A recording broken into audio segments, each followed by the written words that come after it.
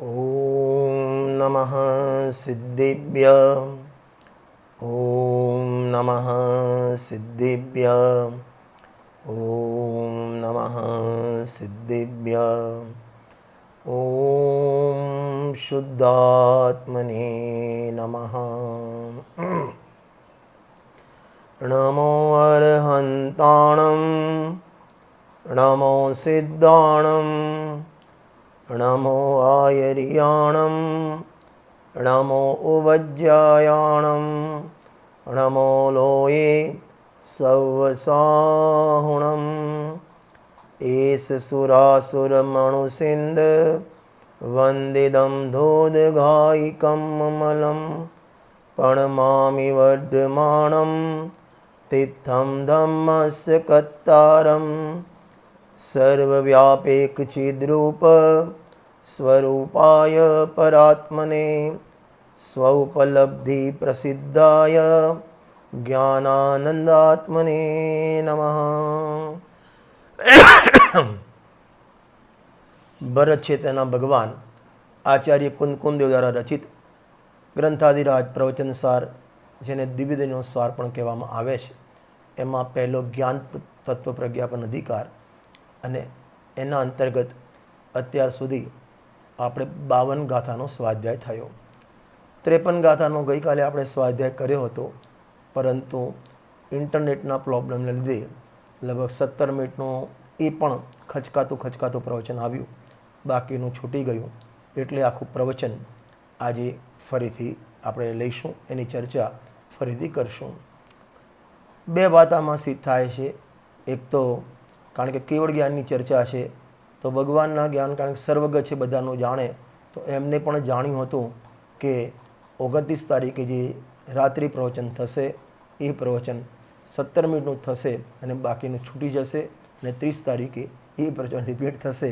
અને બધાને એ બાને, અને ખાસ કરીને મને તો એ બાને 53 ગાથાનો 2 વખત સ્વાધ્યાયનો મને મોકો મળશે. એ વાત નક્કી હતી. બીજું કે અત્યાર સુધી આપણે 52 ગાથાનો જે વિષય જોયો એને થોડું વાગોળીએ તો શરૂઆતમાં 5 ગાથામાં મંગલાચરણ કર્યું, 6ઠી 7મી 8મી ગાથામાં ચારિત્ર્યની વાત કરી, ત્યારબાદ ઉપયોગના 3 ભેદ બતાવ્યા, અને અંતિમ 11-12 ગાથામાં એનું ફળ, એ પરિણામનું ફળ, શુભ અશુભ અને શુદ્ધ પરિણામ, એનું ફળ બતાવ્યું. 13 ગાથાથી 20 ગાથા સુધી જે શુદ્ધોપયોગ અધિકાર છે, એમાં શરૂઆતમાં 13, 14, 15માં તો શુદ્ધોપયોગના ફળમાં જે કેવળ જ્ઞાનની પ્રાપ્તિ થાય, સર્વજ્ઞપણાની પ્રાપ્તિ થાય, એની ચર્ચા કરી. એકચ્યુઅલમાં જે 21થી 52 ગાથા જ્ઞાન પ્રપંચ અધિકાર, એનું ઉદ્ભવ સ્થાન બીજળું આ 13, 14 ગાથામાં છે.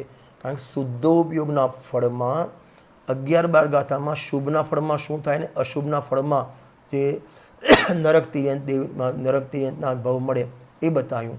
અને 13 ગાથાથી 14 ગાથા અને 15 ગાથા શુદ્ધોપયોગના ફળમાં એ ભગવાનને કેવળ જ્ઞાનની પ્રાપ્તિ થાય છે, સર્વજ્ઞપણાની પ્રાપ્તિ થાય છે, એ બતાવ્યું. 16મી ગાથામાં એ જે સર્વજ્ઞપણું કેવળ જ્ઞાન પ્રગટ થયું, એમાં પરકારકોની, કોઈ જ્ઞેયોની કે કર્મના અભાવની, કોઈ લોકાલોકની અપેક્ષા નથી, પોતાના સટકારકથી ઊભી થાય છે. માટે એ પર્યાયને અથવા કેવળ જ્ઞાનને સ્વયંભૂ કહેવામાં આવે છે. ખરેખર તો દરેક પર્યાય સ્વયંભૂ છે, પૂજ્ય ગુરુદેવશ્રી ફરમાવે છે, કારણ કે દરેક પર્યાય પોતાના સટકારકથી ઊભી થાય છે. એ પર્યાયની ઉત્પાદક સામગ્રી દરેક પર્યાય પોતાની સાથે લઈને આવે છે. વાસ્તવમાં એ પર્યાયને થવામાં ના કર્મની અપેક્ષા છે, ના પરદ્રવ્યની અપેક્ષા છે, કે ખરેખર ના એના દ્રવ્યની અપેક્ષા છે.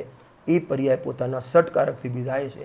આવી વાત 16 નંબરની ગાથામાં સ્વયંભૂ શબ્દના માધ્યમથી કારકોની ચર્ચા કરી. ત્યાં વ્યવહારકારક એટલે ભિન્નકારક, ભેદકારક અને અભેદકારકની ચર્ચા કરી. ત્યારબાદ 17મી ગાથામાં જે ભગવાનને કેવળ જ્ઞાન પ્રગટ થયું, એ એનું અવિનાશીપણું એટલે નિત્યપણું, એટલે કે એમને જે ઉત્પાદ થયો એનો કદી વ્યય થવાનો નથી. અને ગાથાની ભાષા બોલું તો એમને વ્યય વગરનો ઉત્પાદ થયો, અને જે વ્યય થયો એ ઉત્પાદ વગરનો છે. જે સંસારનો અભાવ થયો એનો હવે ફરીથી ઉત્પાદ થવાનો નથી. જે પરિભ્રમણનો, દુઃખનો નાશ થયો એ હવે ઉત્પન્ન થવાનું નથી. 18 નંબરની ગાથામાં આવું અવિનાશીપણું હોવા છતાં પણ, એટલે કેવળ જ્ઞાનમાં નિત્ય પણ હોવા છતાં પણ, જેમ દરેક પર્યાયમાં ઉત્પાદવય ધ્રુવપણું છે, એમ કેવળ જ્ઞાનમાં પણ ઉત્પાદવય ધ્રુવપણું છે એ બતાવ્યું. અને ત્યારબાદ 19 અને 20 ગાથામાં ભગવાનને 12માં ઇન્દ્રિય તરફનો વેપાર નથી છતાં પણ એમને, જેમ સિદ્ધ ભગવાન છે ઇન્દ્રિયો નથી છતાં એમને સુખ છે. અને 12માં કેવડી ભગવાનને શરીર હોવા છતાં પણ શરીર સંબંધી કોઈ સુખ દુઃખ નથી, એ ચર્ચા 20 ગાથામાં કરી. ત્યારબાદ 21 થી 52 ગાથાનો 32 ગાથાનો અધિકાર એ જ્ઞાન પ્રપંચ અધિકાર છે.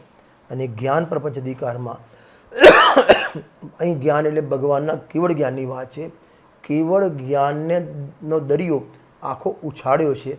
જેમ પૂનમમાં ભરતી આવે અને ચોપાટી પર દરિયો ઉછળે, અને એમાં પણ થોડો પવન આવે તો વધારે ઉછળે, સાયક્લોન હોય તો આમ 20-20 ફૂટના મોજા ઉછળે, એમ આચાર્ય દેવે કુંદકુંદાચાર્ય અમૃતચંદ્ર સ્વામીએ પોતાના મતિશ્રુદ્ધ જ્ઞાનમાં એ કેવળ જ્ઞાનનું એવું સાયક્લોનથી વાવાઝોડું ઊભું કર્યું છે કે તમે એ રંગમાં રંગાઈ જાઓ અને તમને ખ્યાલ આવે, તમને પ્રતીતિ થાય, તમને ભરોસો થાય, તમને આનંદ આવે કે ભગવાનને જે એવું કેવળ જ્ઞાન પ્રગટ થયું છે, મારો એવો કેવળ જ્ઞાનનો સ્વભાવ છે, સર્વજ્ઞતા એ મારો સ્વભાવ છે, એવા સ્વભાવનો વિશ્વાસ આવે એ માટે 52 ગાથા એ 32 ગાથા આમાં લખેલી છે.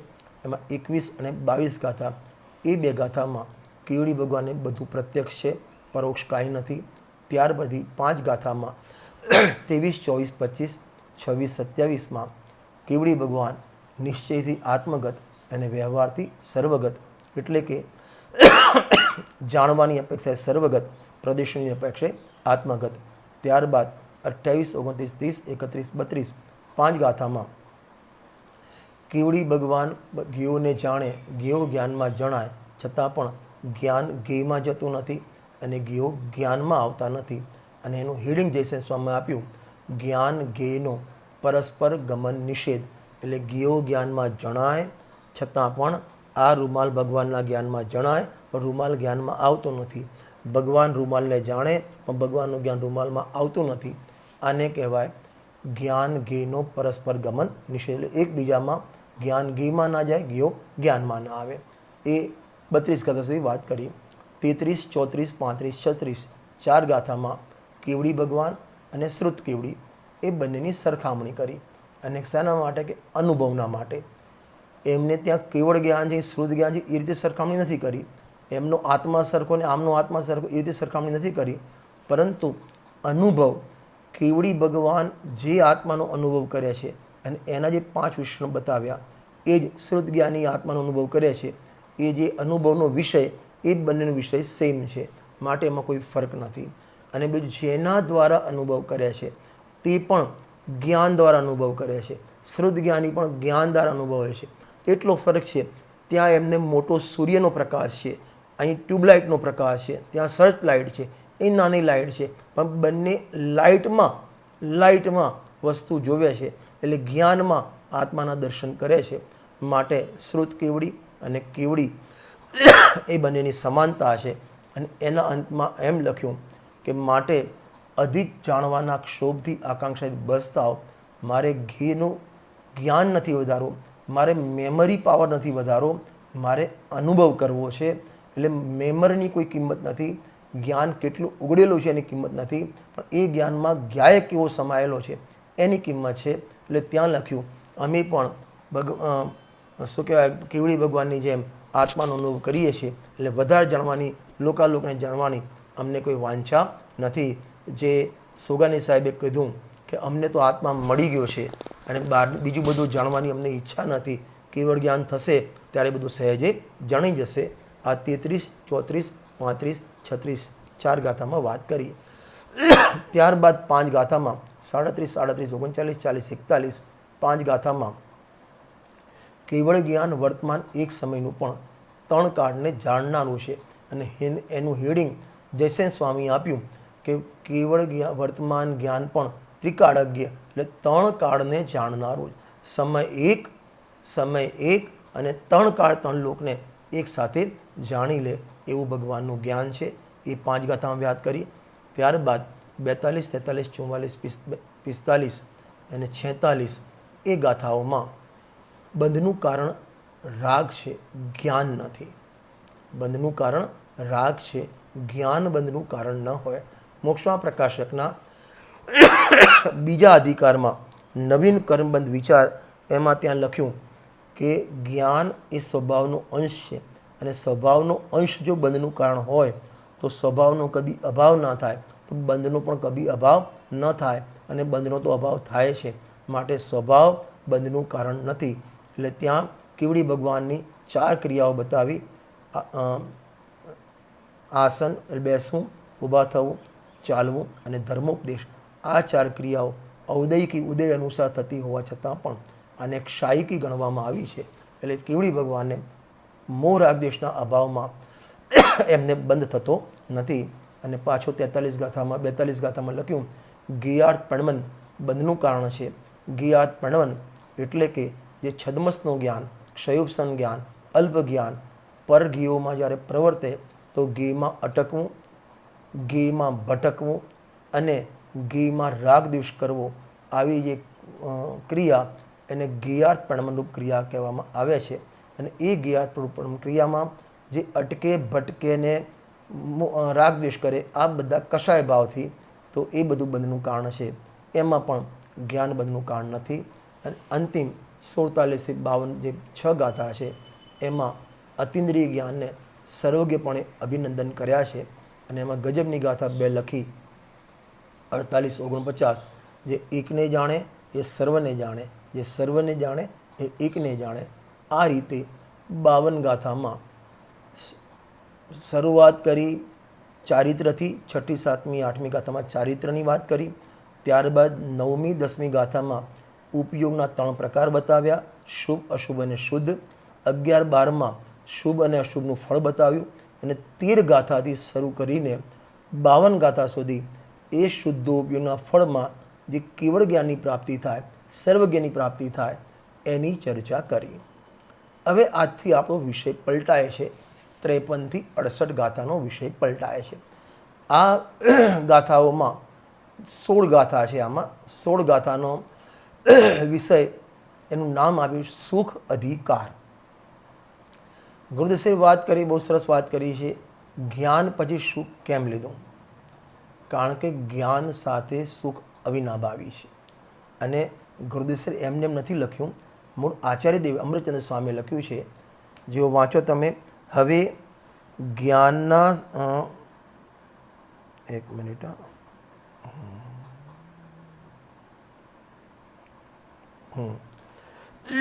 આ રીતે જ્ઞાન અધિકાર પૂર્ણ થયો. પેજ નંબર છે 90. હવે જ્ઞાનથી અભિન્ન એવા સુખનું વિસ્તારથી વર્ણવતા, બસ આટલું પહેલાં વાંચીએ છીએ. જ્ઞાનથી અભિન્ન સુખનું સ્વરૂપ વિસ્તારથી વર્ણશે.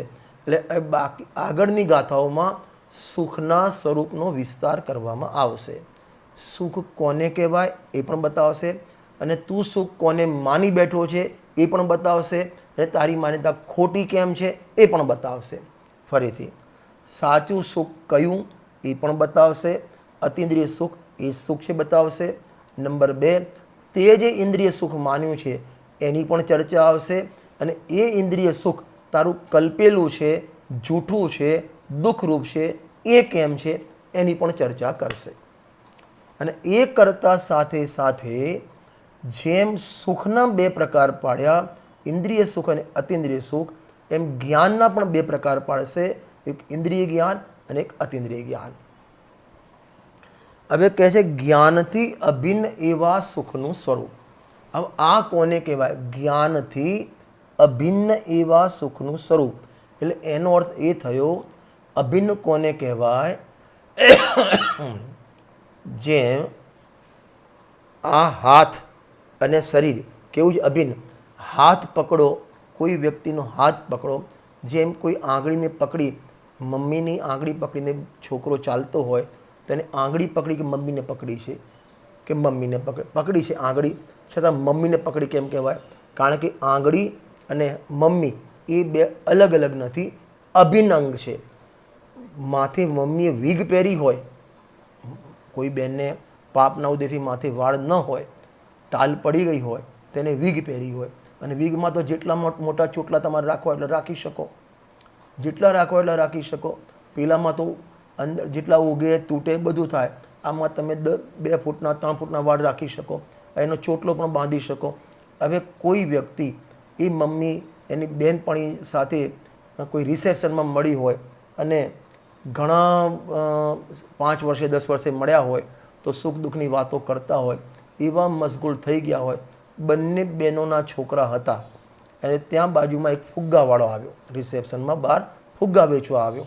હવે એક છોકરાએ એની મમ્મીનો હાથ પકડી, મમ્મી મને ફુગ્ગો આપ, એ મમ્મીનો હાથ ખેંચ્યો. બીજાએ જે બેનને માથે ચોટલો હતો, એટલે વીગવાળો ચોટલો હતો, એ વીગનો ચોટલો ખેંચ્યો.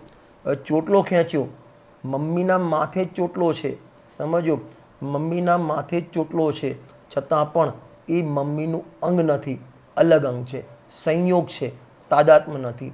જ્યારે એ હાથ ખેંચશે તો હાથ અને મમ્મીનું શરીર એ બંને એકમેક છે, એટલે મમ્મીનો હાથ પકડતા એ મમ્મી હાથમાં આવશે. કેમ કે એ હાથ અને મમ્મીનું શરીર અભિન્ન અંગ છે. મારે અભિન્ન શબ્દ સમજાવો. હવે ચોટલો ખેંચે અને બહુ જોરથી જો છોકરો રીસ કરીને ખેંચે ને તો એકલો ચોટલો હાથમાં છૂટું, એક તો મમ્મીનો શું કહેવાય, બધાના વચ્ચે પ્રદર્શન પણ થઈ જાય અને મમ્મી પેલા છોકરાને ચોટલો હાથમાં આવશે, મમ્મી હાથમાં નહીં આવે. કારણ કે ચોટલો અને મમ્મી અભિન્ન અંગ નથી. ખ્યાલ આવ્યો ને? એમ પર્યાય જો પહેલાં, હવે આ એક દૃષ્ટાંત થયું. હવે બીજું, જેમ પર્યાયમાં જ્ઞાન છે અને પર્યાયમાં રાગ છે, તો રાગ અને જ્ઞાન બંને આત્માની પર્યાયમાં હોવા છતાં રાગ છે એ માથે વીગ પહેરેલી હોય, એ ચોટલા જેવો છે, એટલે એ રાગને પકડીશ તો આત્મા હાથમાં નહીં આવે. કારણ કે રાગ અને આત્મા અભિન્ન નથી, નિત્ય તાદાત્મ્ય સંબંધ નથી. અને જ્ઞાનને પકડીશ તો તને તારો ભગવાન આત્મા મળી જશે, કારણ કે જ્ઞાન અને આત્મા અભિન્ન અંગ છે, એકમેક છે. બસ એ જ રીતે જેમ જ્ઞાન ને આત્મા અલગ અલગ નથી, હાથ અને શરીર અલગ નથી, એમ જ્ઞાન અને સુખ પણ અલગ અલગ નથી, અભિન્ન અંગ. એટલે શું કહેવાય, જ્યાં જ્યાં જ્ઞાન ત્યાં ત્યાં સુખ, જ્યાં જ્યાં સુખ ત્યાં ત્યાં જ્ઞાન. હવે પ્રશ્ન થાય આપણને, અત્યારે આપણા જોડે જ્ઞાન તો છે, સુખ નથી. કોઈ વળી એવા પણ મળે, આમાં જોડે જ્ઞાન પણ છે અને આમાં જોડે સુખ પણ છે. અમને આ બધું બહારની પટલઈનું જ્ઞાન છે, શાસ્ત્રનું થોડું જ્ઞાન છે, એટલે એમાં જોડે જ્ઞાન છે, અને બહારમાં બધા જ ખાતે આમ શું કહેવાય, 5 આગળ ઘીમાં છે, બધી રીતે વ્યવસ્થા છે, બધું આમ સુખ છે અમારે. એટલે જ્ઞાન પણ છે, સુખ પણ છે. આ ગાથા બધા જ ભ્રમ કાઢી નાખશે. એ તું જેને જ્ઞાન માને છે, જ્ઞાન પણ નથી, જેને સુખ માને સુખ પણ નથી. જ્ઞાન તો આત્માને સ્પર્શ કરીને થાય, આત્માને અનુભવીને થાય, આત્મામાં લપેટાઈને થાય, એને જ્ઞાન કહેવામાં આવે છે. અને એ જ્ઞાન આત્માને લપેટીને થાય, જેટલો આત્માનો સ્પર્શ થયો તો એ જ્ઞાનમાં સાથે સુખ હોય ને હોય જ, ન હોય તેને જ્ઞાન કહેવામાં આવતું નથી. અહીં એ કહેવું છે. હવે જ્ઞાનથી અભિન્ન એવા સુખનું સ્વરૂપ, વાહ! એટલે એનો થઈ ગયો કે આ જ્ઞાન એને કહેવાય. તને માને સીએનું જ્ઞાન છે, વકીલાતનું જ્ઞાન છે, ડૉક્ટરનું જ્ઞાન છે, ફલાણાનું જ્ઞાન છે, સમયસારનું જ્ઞાન છે, આ બધું જ્ઞાન છે. ભલે ચલો તારું જ્ઞાન માની લીધું, તને અતિન્દ્રિય આનંદ છે, સુખ છે, નથી, તો એ જ્ઞાન કહેવામાં આવતું નથી. જ્ઞાન હોય ને તો સાથે સુખ હોય ને હોય, નથી તો એ જ્ઞાનને જ્ઞાન કહેવામાં આવતું નથી. તે ભૂલથી જ્ઞેયને જ્ઞાન માની લીધું હતું, જ્ઞેય અને માની લીધું જ્ઞાન. આદરણીય લાલચંદભાઈ મોદી રાજકોટ એ બહુ સરસ વાત કહેતા હતા કે આ ઇન્દ્રિય જ્ઞાન છે ને, 5 ઇન્દ્રિય મનના દ્વારા પરમાં પ્રવર્તતું જ્ઞાન, જે ઇન્દ્રિય જ્ઞાન વ્યવહારથી જેને ઇન્દ્રિય જ્ઞાન આગમ ભાષામાં કહ્યું, ભગવાને એને જ્ઞેય કહ્યું છે. ખરેખર તો છે જ્ઞેય, અને મોહ રાજાએ એનું નામ જ્ઞાન પાડ્યું છે. એ જ્ઞાન જ નથી. આત્મજ્ઞાન ही જ્ઞાન है, शेष सभी अज्ञान. ખ્યાલ આવ્યો ને? જ્ઞાનથી અભિન્ન એવા સુખનું સ્વરૂપ આમાં કહેવામાં આવશે. બાકીની લાઈન હું પછી વાંચીશ. એટલે આ અધિકારમાં 52 ગાથાઓ સુધી જ્ઞાનનું વર્ણન કર્યું. હવે અમૃત કુંદકુંદાચાર્ય સ્વામી કહે છે કે જ્ઞાનના સાથે સુખ તો હોય જ ને, જ્ઞાન છે તો સુખ હોય જ, તો એ સુખનું વર્ણન અમે હવે કરીએ છીએ. તો આ સુખ અધિકારમાં ટોટલ 16 ગાથાઓ છે. તમારે વિષય લખવો હોય, પહેલાં પણ મેં આ લખાયેલો છે, છતાં પણ જે નવા હોય અથવા પહેલી વખત સાંભળતા હોય એ તમે લખી લો. 16 ગાથાનો વિષય છે. પહેલી ગાથામાં 53 નંબરની ગાથામાં આખા અધિકારનું વર્ણન છે. અમે આ અધિકારમાં શું કહેવા માગીએ છીએ, એટલે આ 53 ગાથામાં જ્ઞાનના 2 પ્રકાર અને સુખના 2 પ્રકાર બતાવશે, એની ચર્ચા છે. એમાં કયું જ્ઞાનને સુખ ઉપાદે અને કયું જ્ઞાન સુખ હે એની ચર્ચા આવશે. 54 નંબરની ગાથામાં ફરીથી પાછા અતિન્દ્રિય જ્ઞાનનું વર્ણન કરશે, કેવું છે અતિન્દ્રિય જ્ઞાન. ત્યારબાદ 55, 56, 57, 58 4 ગાથામાં ઇન્દ્રિય જ્ઞાનની વાત કરશે. 4 ગાથામાં ઇન્દ્રિય જ્ઞાનની વાત કરશે. એ ઇન્દ્રિય જ્ઞાનનું પૂરું ઓપરેશન કર્યું છે. આપણા જેટલા પણ મગજના ભૂસા છે ને બધા, મને આટલું આવડે છે, હું આમ કરું છું ને આમ ફટ કરતો આમ જવાબ આપે, પેલો અબાકસમાં આમ બોલે ને ફટ કરતા જવાબ આપી દે. તને જે અભિમાન ચડી ગયા છે ને, મદ એટલે પારકા જ્ઞાનના તને મદ ચડી ગયા છે ને, એ મદ બધા આ 4 ગાથામાં 54, 55, 56, 57, 58 4 ગાથામાં ઇન્દ્રિય જ્ઞાનનું પૂરું ઓપરેશન એની જાત બતાવી દીધી. જેમ કોઈ બારમાં બહુ મોટે આમ પેલો ખાલી ચણો વાગે ગણમ કૂદક્યો હોય ને, તો કોઈ વ્યક્તિ આવે, આ તો અમારા ગામમાં 10 જણને ટોપી પહેરીને આવ્યો છે, એની પોત બતાવી દીધું, એની જાત બતાવી દીધી. એમ અહીં આ 4 ગાથામાં 55, 56, 57, 58 4 ગાથામાં ઇન્દ્રિય જ્ઞાનની જાત બતાવી દીધી છે. ઇન્દ્રિય જ્ઞાન કેમ જ્ઞાન નથી, ઇન્દ્રિય જ્ઞાન કેમ હે છે, ઇન્દ્રિય જ્ઞાન કેમ દુઃખરૂપ છે, આ બધી ચર્ચા આ 4 ગાથામાં આવશે. પહેલી ગાથામાં આખા અધિકારનું વર્ણન, 53 ગાથામાં, 54 ગાથામાં અતિન્દ્રિય જ્ઞાનનું વર્ણન, 55, 56, 57, 58 એ 4 ગાથામાં ઇન્દ્રિય જ્ઞાનનું વર્ણન છે. એટલે જ્ઞાનનો ટોપિક પૂરો થયો. પછી 59, 60, 61, 62 4 ગાથામાં અતિન્દ્રિય સુખનું વર્ણન છે. શેનું વર્ણન છે? અતિન્દ્રિય સુખનું વર્ણન. અને અંતિમ 63, 64, 65, 66, 67, 68 6 ગાથામાં ઇન્દ્રિય સુખનું વર્ણન છે. જે તને આમ 12માં વાલપ લાગી છે ને, 12માં વિષયની, ભોગની, ખાનપાનની, એક વાસ્તવમાં સુખ જ નથી. ગુરુદેશની ભાષામાં કહું ને તો જેમ કરિયાતું હોય, કડવું કરિયાતું, અને એક બોટલમાં અથવા સીસીમાં અથવા બરણીમાં ભર્યું હોય, છેક અંદર કડવું કરિયાતું અને ઉપર લેબલ તું માર દે સાકર, તો અંદર કંઈ ગળપણ થઈ જાય, એ મીઠી થઈ જાય કડિયાતું. એમ નથી, કારણ કે લેબલ લગાવવાથી અંદરની વસ્તુ, એટલે ખોટું લેબલ લગાવવાથી અંદરની વસ્તુ બદલાતી નથી. એમ આ ઇન્દ્રિય સુખ સુખ નથી, ખરેખર દુઃખ છે, અલ્પ દુઃખ છે. અને અલ્પ દુઃખમાં તને ભ્રમ થઈ ગયો, સુખનો ભ્રમ થઈ ગયો. ખ્યાલ આવ્યો ને? એ વાત એ 6 ગાથામાં ઘણી વિસ્તારથી ચર્ચા કરી છે. ઇન્દ્રિય સુખ તે સુખ નથી. ત્યારબાદ શરીર સુખ, આ ઇન્દ્રિયોને શરીર એ સુખનું કારણ નથી, અને બાહ્ય વિષય પણ સુખનું કારણ નથી. 3 ચર્ચા આવશે. ઇન્દ્રિય સુખ તે સુખ નથી. નંબર 2, જો તમને સમજાવું, તમે રોટલી, દાળ ભાત, શાક રોટલીને ચૂરમા બાટી બધું ખાતા હો, તો એનું સુખ કે એ બધું સુખ નથી. મજા આવી ગઈ કે એ સુખ નથી. નંબર 2, બાટીમાં સુખ નથી, એ સુખનું કારણ નથી. અને નંબર 3, આ તારી ઇન્દ્રિયો એ સુખના કારણ નથી, એટલે સુખમાં નિમિત્ત નથી. એ રીતે 6 ગાથામાં એ ઇન્દ્રિય સુખની ચર્ચા આચાર્ય દેવે કરી છે. ફરીથી કહું છું, 16 ગાથા.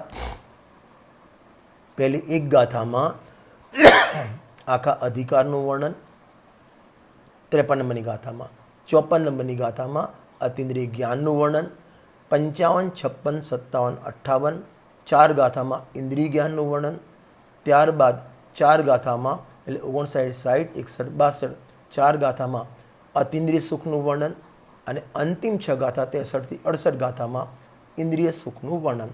સિમ્પલ યાદ રહે, અતિન્દ્રિય જ્ઞાન, ઇન્દ્રિય જ્ઞાન, અતિન્દ્રિય સુખ, ઇન્દ્રિય સુખ. 1 ગાથા, 4 ગાથા, 4 ને 6, 6 ને 4 10, 6 ને 4 10, 10 ને 14, 15 અને 1 ગાથા આખા કોમન ગાથા. આ રીતે 16 ગાથાનો આ અધિકાર લખવામાં આવેલો છે. હવે આપણે શરૂ કરીએ 53 નંબરની ગાથા.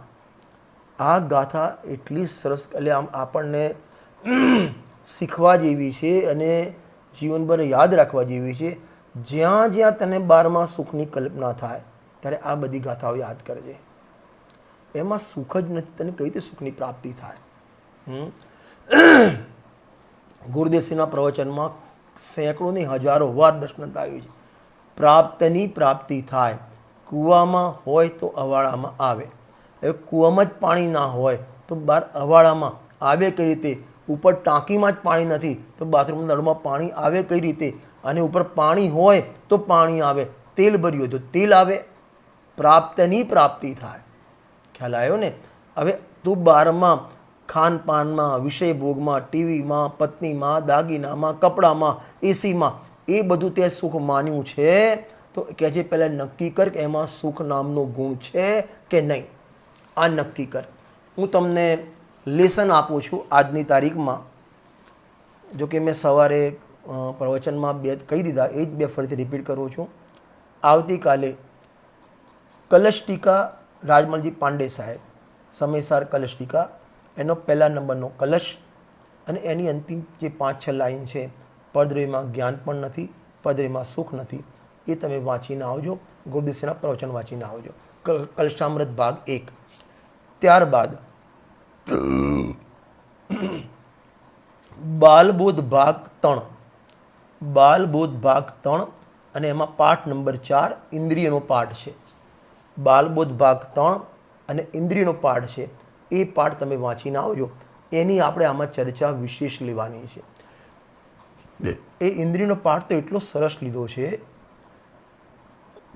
માતા અને પુત્રી એ બેની સંવાદ છે, બેની ચર્ચા છે. એ પુત્રી પૂછે કે મમ્મી અથવા બા, પપ્પાને બધા જૈન સાહેબ કેમ કહે છે અથવા આપણે જૈન કેમ છીએ? તો એમને કીધું કે ભાઈ આપણે જૈન કોને કહેવાય? કે જે જીન આજ્ઞામાં, જીનનો ભક્ત હોય, જીન આજ્ઞા માને અને જીનના બતાવેલા માર્ગે ચાલે, એને જૈન કહેવામાં આવે છે. તો ત્રણેયમાં જીન શબ્દ આવે. પહેલાં જૈનની પરિભાષા આપી. જે જીન હોય એ જે જીનનો ભક્ત હોય, જીન આજ્ઞા માનતો હોય, જીનના બતાવેલા માર્ગે ચાલતો હોય, ત્રણેયમાં જીન શબ્દ આવ્યો. તો બીજો પ્રશ્ન પૂછ્યો, જીન કોને કહેવાય? જીન કોને કહેવાય? ત્યાં લખ્યું જે રાગ દ્વેષ કશાય, મોહ રાગ દ્વેષ કશાય અને ઇન્દ્રિયોને જીતે એને જીન કહેવામાં આવે છે. અને ત્યાં પછી એ પાઠના બીજ ત્યાં રોપ્યા કે બા, મમ્મી, આ કશાયને જીતવા એ તો બરાબર છે, કારણ કે એ તો આત્માને દુઃખરૂપ છે, સંસાર પરિભ્રમણનું કારણ છે. પણ આ ઇન્દ્રિયો તો જ્ઞાનમાં નિમિત્ત છે, જ્ઞાનમાં સહાય થાય છે, ભોગમાં નિમિત્ત છે અને જ્ઞાનમાં નિમિત્ત છે. તો એને શા માટે જીતવી? આવો પ્રશ્ન ત્યાં કર્યો છે. અને ત્યારબાદ ઇન્દ્રિયનો પાઠ શરૂ થાય છે. શા માટે ઇન્દ્રિયોને જીતવાની વાત કરી? શા માટે 31મી ગાથામાં જીતી ઇન્દ્રિયો જ્ઞાન સ્વભાવે અધિક જાણે આત્મને, શા માટે ઇન્દ્રિયોને જીતવાની વાત કરી? એ ચર્ચા તમે વાંચીને આવજો. ફરીથી 2 લેશન આપું છું. સમયસર કલશ ટીકામાં પહેલો કલશ એ વાંચીને આવજો, પ્રવચન વાંચીને આવજો. અને ત્યારબાદ બાલબોધ ભાગ 3 પાઠ નંબર 4 ઇન્દ્રિયનો પાઠ છે. એ પાઠ પણ એમાં પહેલું જ પાનું વાંચજો, પછીનું બીજું ત્રીજું પાનું વાંચવાની. 2.5 પાનાનો પાઠ છે, પણ આખું પહેલું પાનું વાંચી લેજો, તમને બહુ મજા આવશે. કારણ કે આમ તમને એમ થાય કે બાલબોધ ભાગમાં છોકરાઓને આવું શીખવાડ્યું છે. જે અત્યારે મારે પ્રવચન સારમાં હું તમને બતાવું છું. અમૃતચંદ સ્વામી, કુંકુંદાચાર્ય દેવ પ્રવચન સારમાં જે વાત કરે છે, 31મી ગાથા સમયસરમાં જે વાત કરે છે, એ વાત ડૉક્ટર સાહેબે 3જા ભાગમાં ઇન્દ્રિયોના પાઠમાં મૂકી, 4થા પાઠમાં. તમે વાંચી લેજો. એની ચર્ચા આપણે આવતીકાલે કરીશું. ચલો હવે આપણે આગળ જઈએ છીએ. જ્ઞાનથી અભિન્ન એવા સુખનું, એટલે જ્ઞાન ને સુખ બંને કેવા છે? અભિન્ન છે, એકમેક છે, અલગ અલગ નથી. કે ભાઈ આત્માનો જ્ઞાન થયું ને તો એને સુખ છે જ, અને આત્મા એને અતિન્દ્રિય સુખ આવે ને તો એને અતિન્દ્રિય જ્ઞાન પણ છે જ, અભિન્ન છે. વિસ્તારથી વર્ણવતા હવે ગજબનું ઓપરેશન હવે શરૂ થાય છે. સાંભળ ધ્યાનથી. જ્ઞાન અને સુખનું ઉપાદેયપણું ઉપાદેયપણું વિચારે છે. જો અહીં જુઓ, પહેલાં કીધું જ્ઞાન અને સુખ એ બંનેનું અભિન્નપણું છે, એટલે કે જુદા જુદા નથી. જ્યાં અતિન્દ્રિય જ્ઞાન હોય ત્યાં સુખ પણ હોય, જ્યાં સુખ હોય ત્યાં જ્ઞાન પણ હોય. બરાબર? હવે આ જ્ઞાન મન સુખમાં અલગ અલગ નથી. હવે એમાં જ્ઞાન અને સુખનું હે અને ઉપાદેય પણ બતાવે છે. જ્ઞાન અને સુખનું હે ઉપાદેય પણ બતાવે છે. એ મારા પ્રશ્ન એ થાય છે, હે કોને કરવું, જ્ઞાનને કરવું કે સુખને કરવું? હવે જો જ્ઞાનને હે કરીએ, સમજ ધ્યાનથી, કેટલા દોષ આવી જાય. હવે જ્ઞાનને હે કરીએ તો સુખ પણ હે થઈ જાય, કારણ કે બંને અભિન્ન છે. અને સુખને હે કરીએ તો જ્ઞાન પણ હે થઈ જાય. તો પછી ઉપાદેય કોને કરવું? સુખ અને જ્ઞાન કેવા છે? અભિન્ન છે. હવે સુખને તમે જ્ઞાનને હે કરો તો સુખ પણ હે થઈ ગયું, કારણ કે બંને અભિન્ન છે. તો ઉપાદેય કરવાનું કોઈ રહ્યું નહીં. હવે સુખને હે કરો તો જ્ઞાન પણ હે થઈ ગયું, તો પણ ઉપાદેય કરવાનું રહ્યું નહીં. અને જ્ઞાનને ઉપાદેય કરો તો સુખ પણ ઉપાદેય થઈ ગયું. તો ભાઈ હે કોને કરવું? તો હે કોને કરવું? જ્ઞાન અને સુખનું હે ઉપાદેય પણ બતાવે છે. જીવો વિચારજો, જ્ઞાનને હે કરવું કે સુખને હે કરવું? જીવો જ્ઞાનમાં અને સુખમાં હે ઉપાદેય પણ, મા શબ્દ નથી લખ્યો. જ્ઞાન અને સુખનું હેદ ઉપાદેય પણ. ફરીથી તમે શાસ્ત્ર બેસશો તો મજા આવશે. મેં પહેલાં પણ અનેક વખત કીધું છે, પ્રવચન સારજીમાં તો આમ તો ખરેખર સ્વાધ્યાય, દરેક સ્વાધ્યાયમાં જીનવાણી લઈને જ બેસવું જોઈએ. એમાં દરેક શબ્દનો તમને અર્થ ખ્યાલ આવે. નંબર 1, અને એ જીનવાણી હાથમાં હોય ને તો વિશુદ્ધિ પણ અલગ પ્રકારની હોય. તમે અંદર નોટ પણ કરી શકો. અનેક ફાયદાઓ છે. અને ખાસ કરીને પ્રવચન સારજીમાં, કારણ કે પ્રવચન સારજી ગાદી ઉપર જાહેરમાં કોઈ લેતું નથી જલ્દી, મોટા ભાગે. અને લે તો લગભગ પ્રવચન સારની 80 નંબરની ગાથા લેવાય લગભગ. બાકી પ્રવચન સારને કોઈ અડતા નથી. આ તો આપણે તમારા બધાના, તમે મને હિંમત આપી છે તમે મને, એટલે મેં આ શરૂ કર્યું છે. અને એ પણ રાતના પ્રવચનમાં શરૂ કર્યું છે. એટલે તમારે ખરેખર તમે બધા ધન્યવાદને પાત્ર છો કે તમે મને હિંમત આપી છે. પણ તમે શાસ્ત્ર લઈને ખાસ બેસજો, તમને વિશેષ મજા આવશે. શું કહેવા માગ્યા છે? જ્ઞાન અને સુખનું હે ઉપાદેય પણ. જ્ઞાન અને સુખમાં કીધું હોય તો હે ઉપાદેય પણ થાય. શું કીધું?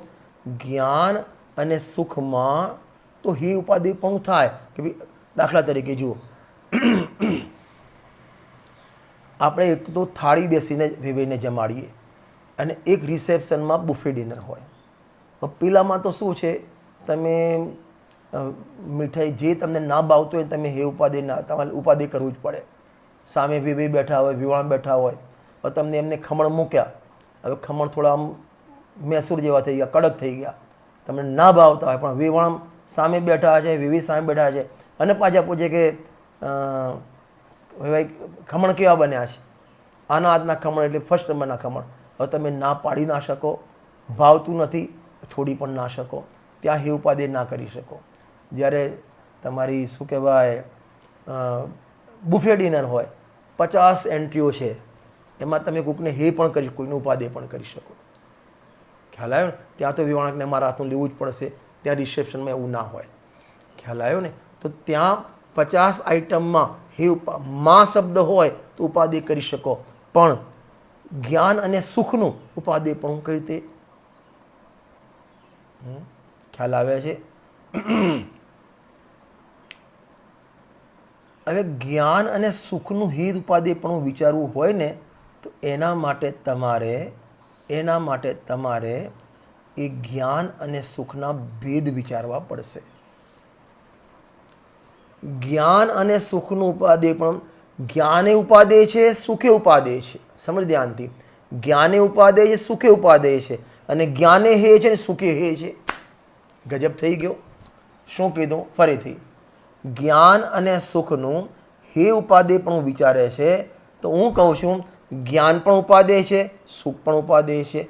જ્ઞાન પણ હે છે, સુખ પણ હે છે. આવું કેમ? કારણ કે જ્ઞાન પણ 2 પ્રકારનું છે, સુખ પણ 2 પ્રકારનું છે. જુઓ, બ્રેકેટ વાંચો. અર્થાત કયું જ્ઞાન તેમજ કયું સુખ. કયું જ્ઞાન, કયું સુખ, એટલે એનો અર્થ જ્ઞાન 2 છે અથવા 1 કરતાં વધારે છે. અને સુખ, કયું સુખ? તમારે ત્યાં પાણી મૂકેલું હોય, એકમાં વરિયાળી નાખેલી પ્રાસું કરેલું હોય, એક ઉકાળેલું હોય અને એક માટલામાં પડ્યું છે. હવે દાખલા હું તમારે ઘરે આવ્યો અને બહુ અંદર ગઈ કે મમ્મી કયું પંડિતજી માટે કયું પાણી લાવું, તો બે ત્રણ પાણી છે તો એમાંથી કયું એ શબ્દ આવે, કયું હોય એ શબ્દ આવે. એક જ પાણી હોય તો હું એમ કે કયું પાણી લાવું, ખ્યાલ આવે છે ને. તો સાંજે 14 છે તમારે, સમજો બેસનની રોટલી બનાવી છે, બરાબર. તમે શું શું ખાશો બોલો, તમને શું શું આપું? એટલે પણ ત્યાં બેસન રોટલી જ બનાવી, એમાં શું શું આપું? 25 આઈટમ બનાવી તો એમાંથી હું ચોઈસ કરું કયો શબ્દ ક્યારે આવે, હું શું લઉં, કઈ વસ્તુ હું ગ્રહણ કરું. બે વસ્તુ સામે હોય, એકથી વધારે હોય તો કઈ વસ્તુ ગ્રહણ કરવી અને કઈ વસ્તુ છોડવી એ વાત આવે. એટલા માટે લખ્યું. અર્થાત કયું જ્ઞાન હે, અને આ રીતે વાંચવાનું, કયું જ્ઞાન હે અને કયું જ્ઞાન ઉપાદે. નંબર 2, કયું સુખ હે અને કયું સુખ ઉપાદે, એની ચર્ચા આ ગાથામાં કરવામાં આવશે. ખ્યાલ આવ્યો ને. એકચ્યુઅલમાં તો ગુરુદેવસિંહના પ્રવચન લખ્યું છે, ઘણા કે અમારા ભાઈ બહુ સુખી. હવે આને સુખની ખબર જ નથી. આને સુખી કોને કહેવાય? સુખિયા સદૈવ એસે જીવ સમકિત હૈ. ખ્યાલ આવ્યો ને. અહીં સુખ કોને કહેવું છે કે જેને, સમજો ધ્યાનથી, તિર્યંચનો જીવ હોય અને નારકીનો જીવ હોય અને ત્યાંને ભેદ જ્ઞાન છે, અતિન્દ્રિય જ્ઞાન પ્રગટ થઈ ગયેલું છે, ભલે ચોથું ગુણસ્થાન છે તો પણ એ સુખી છે, એ સુખી છે. અને ચક્રવર્તી હોય, બ્રહ્મદત્ત ચક્રવર્તી છે, 6 ખંડની વિભૂતિ છે, 96,000 રાણી છે, 84 લાખ પાયદળ અને 96 કરોડ પાયદળ જે હોય એ બધું હોવા છતાં પણ મહાદુખી છે. ખ્યાલ આવ્યો ને. કયું જ્ઞાન? શાસ્ત્રનું જ્ઞાન હે કે ઉપાદે, કે જ્ઞાન જ નથી છતાં એને ઇન્દ્રિય જ્ઞાન કહેવાય કે એ જ્ઞાન હે છે. આ સમજાવતા પ્રવચન કરતા આવડે કે આ જ્ઞાન હે છે. આ 12માં MA BA CA અને LLB ને અત્યારે તો જે નવું ડિગ્રીઓ પ્રાપ્ત થતી હોય એ બધું જ્ઞાન, વકીલાતનું જ્ઞાન, આ બધું જ્ઞાન હે છે. ખ્યાલ આવ્યો ને. નથી કહેતા જેમ પેલો શેરડીનો હોય ને, શેરડીનો સાંઠો, રસ હોય ને અંદર ત્યાં સુધી એને સાંઠો કહેવાય, અને રસ નીકળી જાય ને પછી એને ડૂચા કહેવાય. રસ છે તો સાંઠો કહેવાય, એમ અંદર જે આતિન્દ્રિય આનંદ રસ હોય ને તો એને જ્ઞાન કહેવાય, નહીં તો એને ડૂચા કહેવાય, એને જ્ઞાન ન કહેવાય. અર્થાત કયું જ્ઞાન હે અને કયું જ્ઞાન ઉપાદે એ બતાવશે, અને કયું સુખ હે અને કયું સુખ ઉપાદે છે એ બતાવશે. હવે એનો અર્થ એ થયો કે આપણા જોડે 2 જ્ઞાન છે ને 2 સુખ છે, એમાંથી એક જ્ઞાન સુખ ઉપાદે કરવાનું, એકને હે કરવાનું. કે આપણા જોડે 2 જ્ઞાન, કે ના જ્ઞાન 2 નથી તારા જોડે, સુખ પણ 2 નથી તારા જોડે. અરે સુખનો અંશ તો પ્રગટ જ નથી થયો, તો એ સુખને હે કઈ રીતે કરવું આપણે, અને સુખ છે જ નહીં તો ઉપાદે કઈ રીતે કરવું. ઇન્દ્રિય સુખને ચાલો હે કરવું એ તો માની લઈએ, પણ અતિન્દ્રિય સુખ તો છે જ નહીં તો ઉપાદે કઈ રીતે કરવું. કે આ જાણે તું અતિન્દ્રિય સુખને પ્રગટ કર અને ઇન્દ્રિય સુખનો લક્ષ્ય છોડી દે, એક સુખ માનવાનું છોડી દે, અને ઇન્દ્રિય જ્ઞાન એ જ્ઞાન માનવાનું છોડી દે, અને અતિન્દ્રિય જ્ઞાન કઈ રીતે પ્રગટ થાય એની પ્રેક્ટિસ કર, એમ કહેવું છે. ખ્યાલ આવે છે ને. જીવ પહેલા ગાથા બોલીએ છીએ. અતિ અમોત્તમ મોત્તમ અદિન્દ્રિયમ ઇન્દ્રિયમ ચ અથેસુ જ્ઞાનમ ચ તઃ સૌખમ જમતેસુ પરમ ચ તમણેયમ અસ્તે મૂર્ત્યમ મૂર્તમ અતિન્દ્રિયમેન્દ્રિયમ ચ અર્થેષુ જ્ઞાનમ ચ તથા સૌખ્યમ યત્તેષુ પરમ ચ તત્ગેયમ. અર્થોનું જ્ઞાન અમૂર્ત મૂર્ત અતિન્દ્રિયને ઇન્દ્રિય છે સુખ પણ એવું જ ત્યાં પ્રધાન તે ગ્રાહ્ય છે. ત્યાં પ્રધાન છે તે જે મુખ્ય, પ્રધાન એટલે મુખ્ય છે તે ગ્રહણ કરવા યોગ્ય છે. હવે ગજબની વાત કરી છે, પહેલાં શરૂઆતથી વાંચીએ છીએ. અર્થોનું જ્ઞાન. અર્થ એટલે પદાર્થ. અર્થ એટલે શું? પદાર્થ. પદાર્થનું જ્ઞાન ઇન્દ્રિય પણ છે અને પદાર્થનું જ્ઞાન અતિન્દ્રિય પણ છે. પહેલાં આટલું યાદ રહી જવું જોઈએ. પદાર્થનું જ્ઞાન ઇન્દ્રિય પણ છે અને પદાર્થનું જ્ઞાન અતિન્દ્રિય પણ છે. જુઓ, આ એક પદાર્થ છે. તો અહીંની ગાથા પ્રમાણે આ પદાર્થનું જ્ઞાન ઇન્દ્રિય પણ છે અને આ પદાર્થનું જ્ઞાન અતિન્દ્રિય પણ છે. તો આવું કઈ રીતે હોય? અથવા બીજું હોઈ શકે કે મૂર્તિકનું જ્ઞાન હોય એ મૂર્તિક અને અમૂર્તિકનું જ્ઞાન અમૂર્તિક. એમ હશે? કેમ હશે? આ અર્થોનું જ્ઞાન મૂર્ત અને અમૂર્ત અને અર્થોનું જ્ઞાન ઇન્દ્રિય અને અતિન્દ્રિય. આનું જ્ઞાન મૂર્ત પણ છે, આનું જ્ઞાન અમૂર્ત પણ છે, આ સંબંધીનું જ્ઞાન ઇન્દ્રિય પણ છે અને આ સંબંધી જ્ઞાન અતિન્દ્રિય પણ છે. આવું હશે? શું હશે? અર્થ તો આત્મા છે. આત્મા એ અર્થ એટલે પદાર્થ છે. તો આત્માનું જ્ઞાન શું ઇન્દ્રિય જ્ઞાન હશે? આત્માનું જ્ઞાન, આત્મા પણ અર્થ છે તો આત્માનું જ્ઞાન ઇન્દ્રિય કઈ રીતે બને? અને આ જડ પદાર્થ છે, પર પદાર્થ છે, તો એનું જ્ઞાન અતિન્દ્રિય કઈ રીતે હોઈ શકે? આત્મા અમૂર્તિક છે તો એનું જ્ઞાન મૂર્તિક કઈ રીતે હોઈ શકે? અને આ પદાર્થ મૂર્તિક છે તો એનું જ્ઞાન અમૂર્તિક કઈ રીતે હોઈ શકે? અમૂર્તિકનું જ્ઞાન મૂર્તિક કઈ રીતે હોઈ શકે અને મૂર્તિકનું જ્ઞાન અમૂર્તિક કઈ રીતે હોઈ શકે? વિચારજો તમે. આ શબ્દ લખ્યો છે, અર્થોનું જ્ઞાન અમૂર્ત, મૂર્ત, અતિન્દ્રિય અને ઇન્દ્રિય છે. અને સાદી ભાષામાં સમજાવો ને, પદાર્થ, અર્થ એટલે પદાર્થ. એક જ પદાર્થનું જ્ઞાન ઇન્દ્રિય પણ હોય, ઇન્દ્રિય જ્ઞાન પણ હોય. એક જ પદાર્થનું જ્ઞાન અતિન્દ્રિય જ્ઞાન પણ હોય. એક જ પદાર્થનું જ્ઞાન મૂર્તિક પણ હોય. એક જ પદાર્થનું જ્ઞાન અમૂર્તિક હોય. How it possible? આ કઈ રીતે બને? મારા મગજમાં વાત બેસતી નથી. આ અત્યારે કોઈ પણ વસ્તુ ખબર ના પડે ને તો તરત અમારે અત્યારે, હું અત્યારે શિખરજીમાં છું તો ઉપર એક પાવાપુરી બનીએ છીએ અમે. તો ત્યાં પાવાપુરીમાં આખું પેલો 12માં સરોવર છે ને એ બનાવ્યું, પદ્મ સરોવર બનાવ્યું છે, એમાં કમળ બનાવ્યું છે. તો એને બરાબર પેઇન્ટિંગ નથી, ભાઈ આને મેં સમુદ્ર જેવું લાગવું જોઈએ.